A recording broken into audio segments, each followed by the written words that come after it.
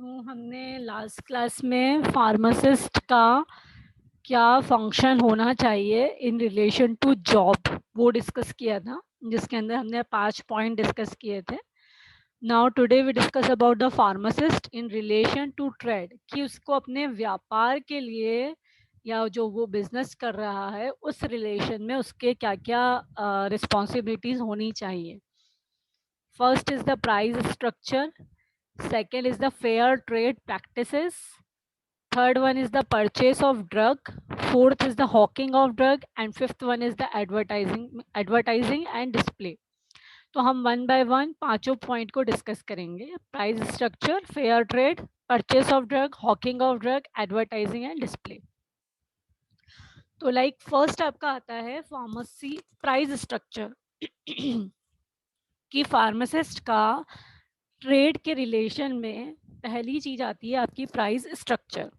तो price charge from the customer should be fair and in keeping with the quality and quantity of commodity supplied and the labor and skill required in making it ready for use, so as to ensure an adequate remuneration to the pharmacist, taking into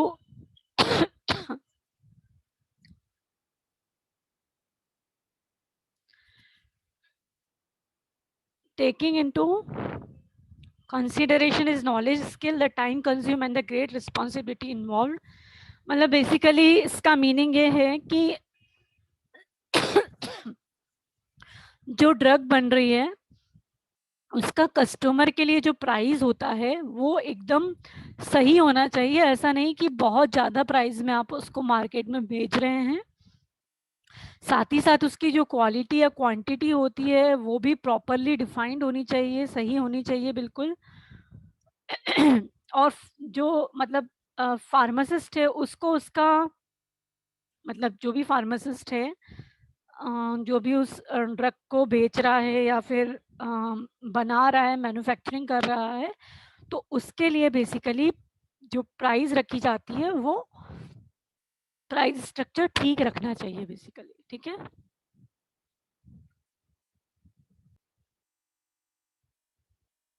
सो ये हमारा पहला point था जिसके अंदर हमने discuss किया कि जो भी प्राइस रखी जा रही है फॉर द कस्टमर, जो भी क्वालिटी जो भी आप बेच रहे हैं मार्केट में, उसकी क्वालिटी, उसकी क्वांटिटी, वो सारा का सारा प्रॉपर होना चाहिए. और साथ ही साथ जो मैन्युफैक्चरिंग कर रहा है पर्टिकुलर ड्रग की, उसको प्रॉपर स्किल और उसको प्रॉपर नॉलेज होना चाहिए और सारी चीज़ें एक रिस्पॉन्सिबल तरीके से करना चाहिए. ठीक है.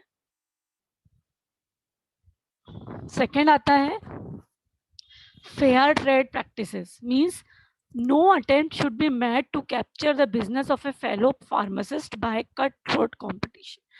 Just wait. Okay.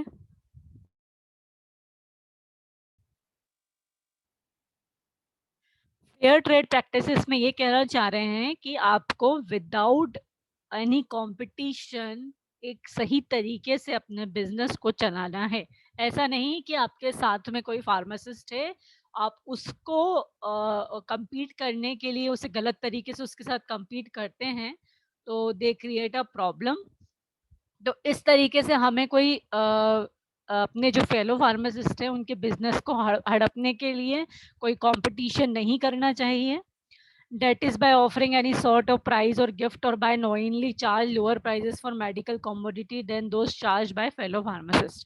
मतलब इस तरीके का कंपटीशन नहीं करना चाहिए कि आप अपने साथ वाले फार्मासिस्ट को की जो बिजनेस है उसे कम करें. लाइक आप ऐसा करें कि भाई अब हम हमारी दवाई हमारे यहाँ से दवाई खरीदोगे तो आपको ये गिफ्ट मिलेगा, ये प्राइस मिल सकता है, या फिर हम थोड़ी कम प्राइस में ड्रग रखते हैं. तो इस तरीके से अपने को कंपटीशन नहीं करना है और स्पेसिफिकली इस तरीके से बोल के नहीं करना है कि अगर आप वहाँ जाएंगे तो वहाँ पे आपको इतनी कॉस्ट पड़ेगी, अगर आप यहाँ से लेंगे तो आपको सस्ता पड़ेगा, आपको ये हम गिफ्ट भी ऑफर करते हैं, हम ये प्राइस भी ऑफर करते हैं. तो इस तरीके से अपने को यहाँ बिजनेस नहीं करना है in the case of pharmacist. ठीक है. In case any order or prescription genuinely intended to be served by some dispensary is brought by mistake to another, the latter should refuse to accept it and should direct the customer to the right place.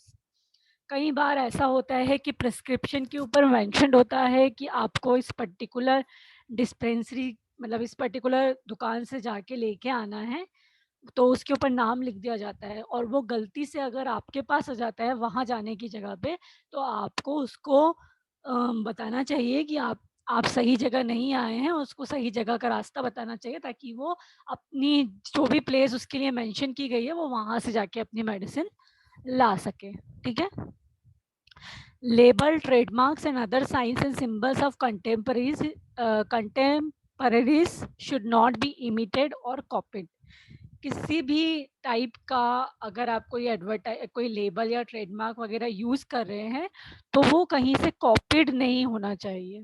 ऐसा नहीं कि आपने किसी का copy करके अपना symbol बना लिया, आपको अपना पर्सनल सिंबल बनाना होगा, कुछ कॉपी करके आप नहीं बना सकते।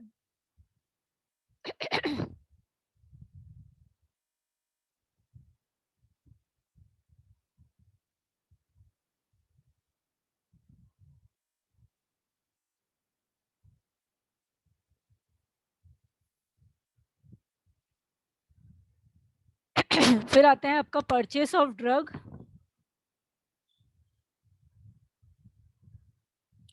Drugs should always be purchased from genuine and reputable sources, and a pharmacist should always be on his guard not to aid or abet directly or indirectly the manufacturing, possession, distribution, and sale of spurious or substandard drug. अगर आपका कोई wholesale है या retail sale है, तो जब भी आप कोई ड्रग परचेज कर रहे हैं, तो वो आपको एक जेन्युइन सोर्स से परचेज करना है। ऐसा नहीं कि आप कोई सब स्टैंडर्ड या स्पूरियस ड्रग को लेके आ गए हैं और उसको डिस्ट्रीब्यूट कर रहे हैं या उसकी सेल कर रहे हैं, तो उस चीज़ से आपको बचना चाहिए। हमेशा एक सही जगह से आपको अपनी मेडिसिन या अपनी ड्रग्स जो हैं वो प्रोक्योर करनी चाहिए और मार्केट में अवेलेबल करवानी चाहिए। कोई भी स्पूरियस या सब स्टैंडर्ड ड्रग का मैन्युफैक्चरिंग, डिस्ट्रीब्यूशन या सेल नहीं करना चाहिए।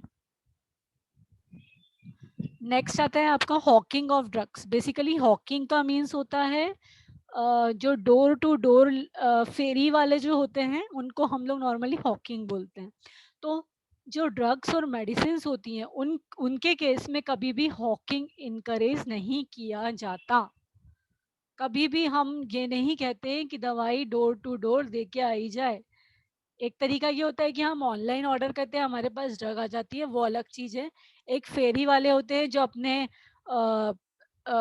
थैले पे दवाइयाँ लेके चलें और अपने पास में लेके आएँ, तो वो चीज़ नहीं होती है, होनी भी नहीं चाहिए in the case of drugs and medicines, ठीक है? Self-service method of operating pharmacy and drug store should not be used as this practice may lead to the distribution of therapeutic substance without an expert supervision and thus would encourage self-medication which is highly undesirable. Basically, pharmacy पे आपके पास कोई आ रहा है तो normally आपको self medication के लिए उन्हें अलाउ नहीं करना चाहिए। अगर आपके पास प्रिस्क्रिप्शन है तो ही आपको मेडिसिन देनी चाहिए नॉर्मली। लेकिन अपन ऐसे लेने चले आते हैं, सर्दी खांसी हो गई है, बुखार हो गया है, वॉमिटिंग हो रही है, लूज मोशन हो गए हैं, तो उनकी मेडिसिन हमें विदाउट प्रिस्क्रिप्शन मिल जाती है। लेकिन इस तरीके की जो सेल्फ सर्विस होती है, नॉर्मली इन चीज़ों को आपको रोकना चाहिए ताकि हम सेल्फ मेडिकेशन से बच सकें, ठीक है? नेक्स्ट आता है आपका एडवर्टाइजिंग एंड डिस्प्ले। तो आपको अपने जो आपका प्रीमाइसेस है, जहाँ पे भी आपने अपनी फार्मेसी खोली है, वहाँ पे कोई भी इस तरीके का कोई भी इस तरीके का डिस्प्ले मटेरियल नहीं लगाना चाहिए जिसको आप मतलब जिसमें कुछ गलत इन्फॉर्मेशन लिखी हुई हो। इस तरीके का आपको कोई भी एडवर्टाइजमेंट डिस्प्ले नहीं करना चाहिए। Like any offer about refund of money, जिसमें ऐसा मेंशन हो कि आपको इतने परसेंट कैशबैक मिल जाएगा या ऐसा हो जाएगा, वो नहीं होना चाहिए। मिसलीडिंग और एग्जीक्रिएटेड स्टेटमेंट और क्लेम, किसी तरीके का क्लेम नहीं आपको किसी तरीके का जैसे 100% श्योर या इस तरीके से अगर उसमें क्लेम है तो उस तरीके का डिस्प्ले नॉर्मली नहीं करना चाहिए। The word cure in reference to an ailment or symptoms of ill health, क्या आप कंप्लीटली सिम्टम्स को हील कर देंगे या कंप्लीटली क्योर कर देंगे, ऐसा कोई हमें गारंटी नहीं देनी चाहिए बेसिकली। क्योंकि होता क्या है, मेडिसिन किसी पर्सन पे अच्छा इफेक्ट शो करती है, वही मेडिसिन दूसरे पर्सन पे इफेक्ट शो नहीं करती है। तो आप अब कभी भी गारंटी नहीं दे सकते हो कि इस चीज को लेंगे तो आपको 100% रिजल्ट मिलेगा ही सही। ठीक है, कुछ पेशेंट होते हैं जो पर्टिकुलर डॉक्टर के पास जाते हैं तो वो ठीक हो जाते हैं, लेकिन कुछ पेशेंट होते हैं जो उन डॉक्टर के पास जाते हैं तो उनको कोई असर नहीं पड़ता। तो ये person to person, patient to patient depend करता है कि उसके ऊपर कौन सी मेडिसिन इफेक्ट कर रही है, कौन सी मेडिसिन इफेक्ट नहीं कर रही है। ठीक है, वही चीज आ गई कि गारंटी नहीं देनी चाहिए बेसिकली। अगर कोई ऐसा कुछ लिखा हुआ है जहाँ पे गारंटी मेंशन्ड है तो उस तरीके के डिस्प्ले आपको नहीं करने चाहिए।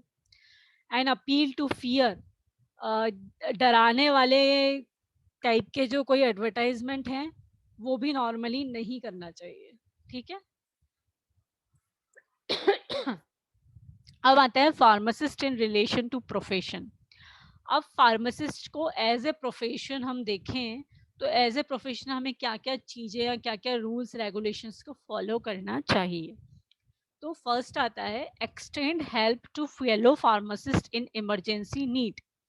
आपके साथी फार्मासिस्ट को अगर कोई इमरजेंसी पड़ती है तो आपको उसकी हेल्प करनी चाहिए, ना कि उसे छोड़ देना चाहिए।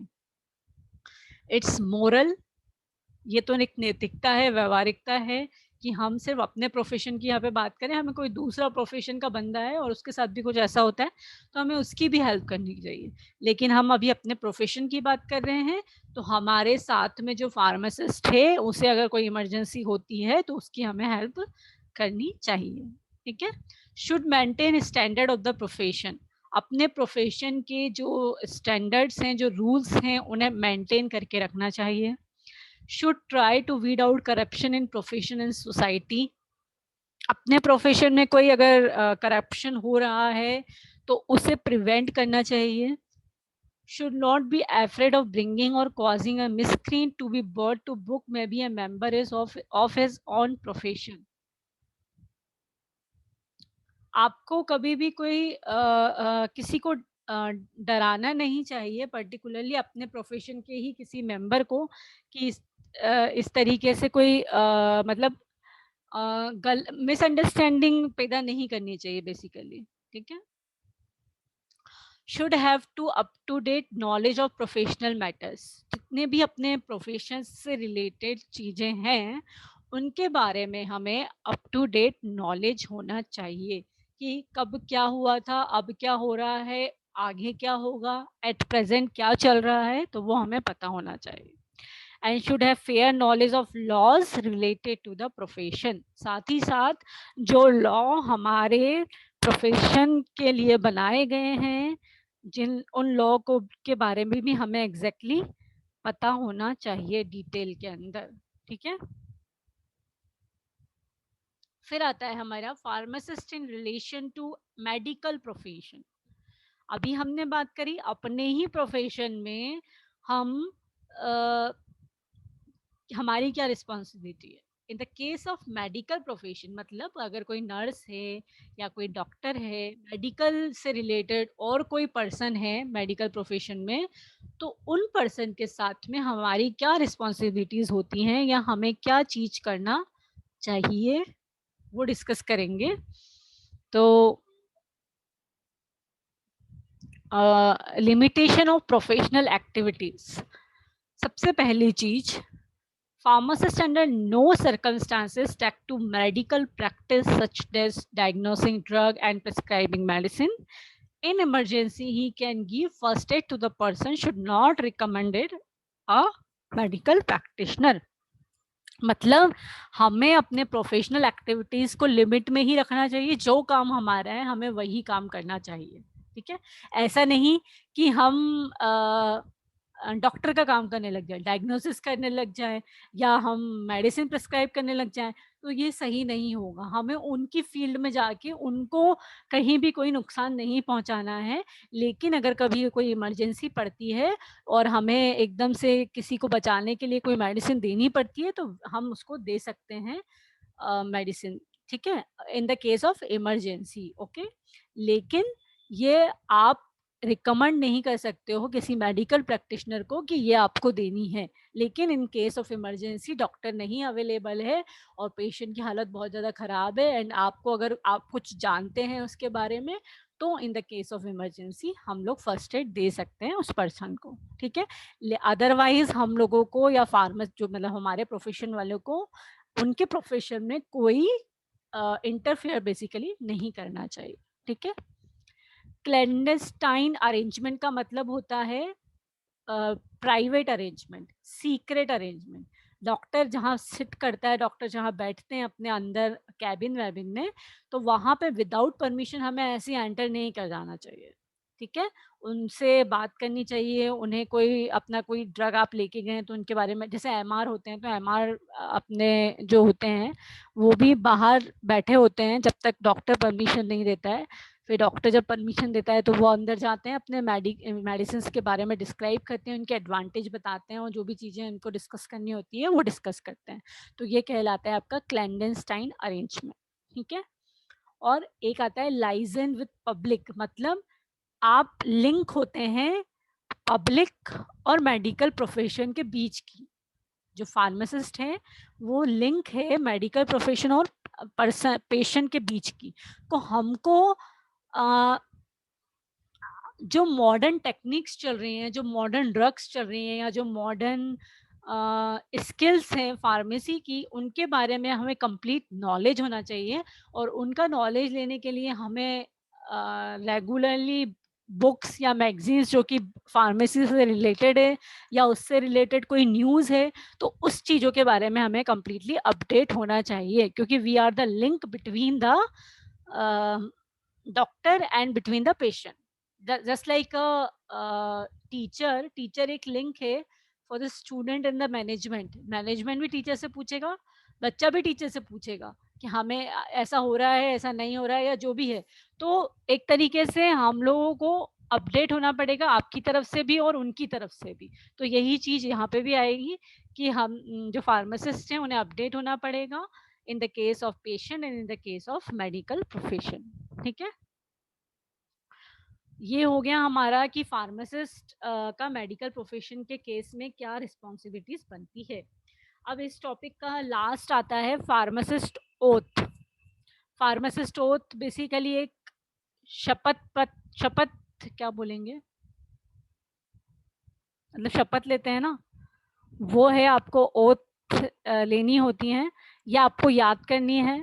तो पहली आती है, I swear by the code of ethics of pharmacy council of India in relation to the community and shall act as an integral part of health care committee. मैं शपथ लेता हूँ कि मैं फार्मेसी काउंसिल ऑफ इंडिया के जो rules हैं उन्हें कम्प्लीटली फॉलो करूँगा और एक हेल्थ केयर टीम का हिस्सा बन के रहूँगा। ठीक है, I shall uphold the laws and standard governing my profession.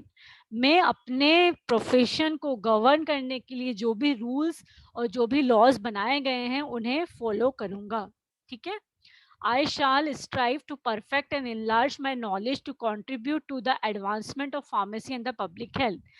मैं अपने नॉलेज को बढ़ाऊंगा ताकि मैं अपने प्रोफेशन को और एडवांस कर सकूं और जो पेशेंट है उनकी हेल्थ को, मतलब उनकी हेल्थ का ध्यान रख सकूं बेसिकली। ठीक है, I shall follow the system which I consider best for pharmaceutical care and counselling for patient.